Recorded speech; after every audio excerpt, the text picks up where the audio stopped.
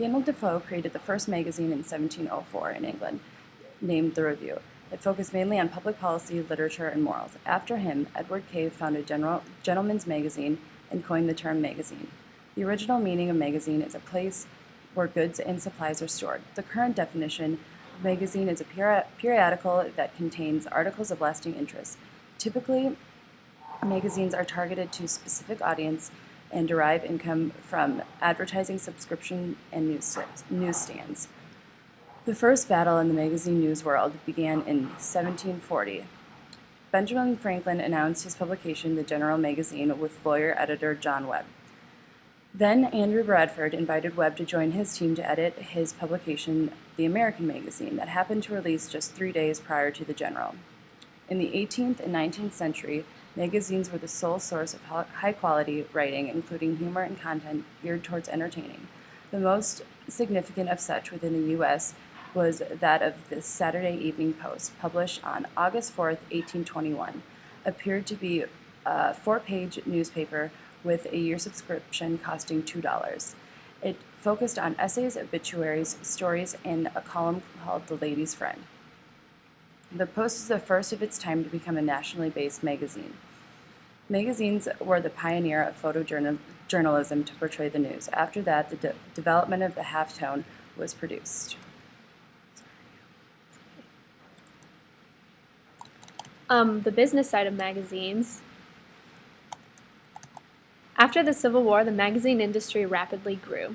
The Postal Act of 1879 allowed periodicals to be mailed across the country in an easy and inexpensive way, introducing many new magazines to the circuit. Consumer magazines are the first to appear. They are publications targeting an audience of like-minded consumers, many of which are still in existence today. Some examples are National Geographic, Vogue, and Good Housekeeping. The second major category is that of trade magazines, which are defined as magazines published for people who work in a particular industry or business. An example of that is Frozen Food Marketing and Women's Wear Daily. In the U.S., the third category rates low in sales are literary magazines that are publications that focus on serious essay and short fiction. Some examples are Harper's, not Harper's Bazaar, and The Atlantic. Political journals also flourished late in the 19th century, though since have lost income yearly.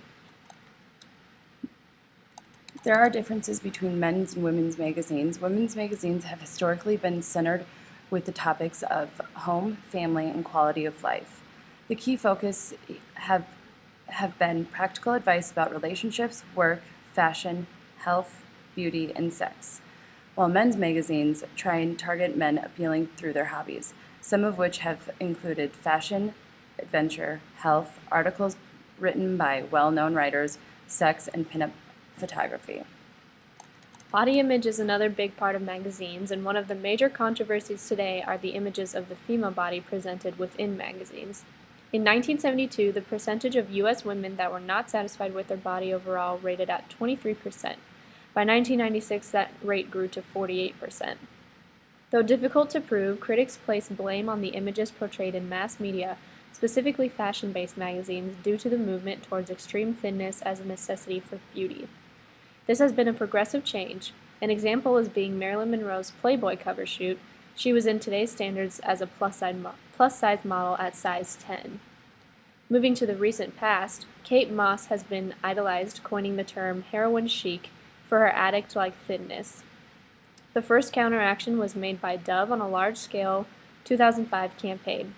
Other movements have joined in along with the blogs and advertisements, but magazines are not likely to drastically change until the societal view of beauty and body image is changed. Cover selection is key in the magazine industry. Dick Sholey, one of the founders of People's Magazines, created a set of 6 rules for covers.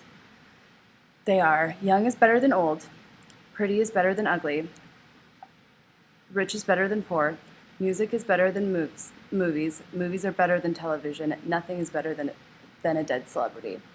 Janet Chan, an editorial creator, once said about magazine covers appeal is best when you want to take a puppy. It's like when you want to take a puppy home.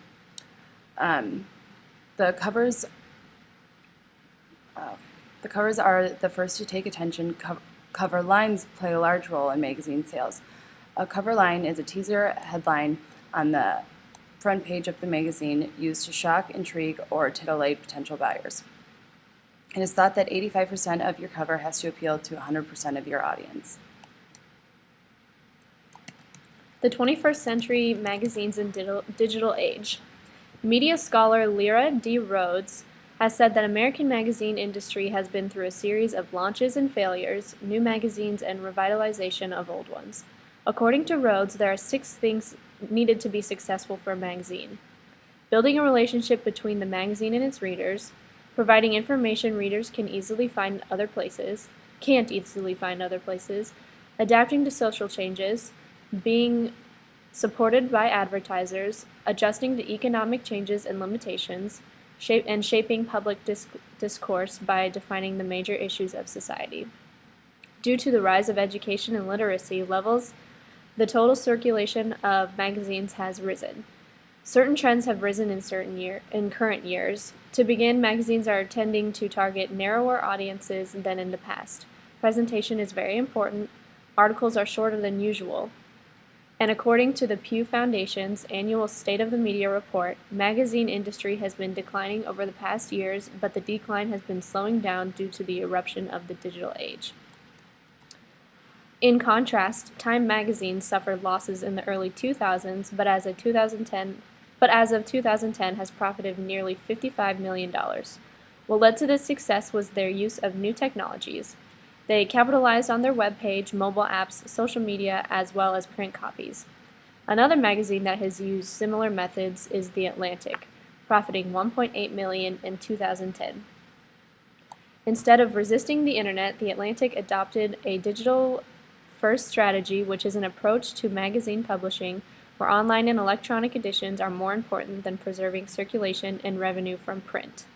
Magazines are not a dead force in the current age, but in order to thrive, advertising and editing must adapt to the changes consistently happening around us.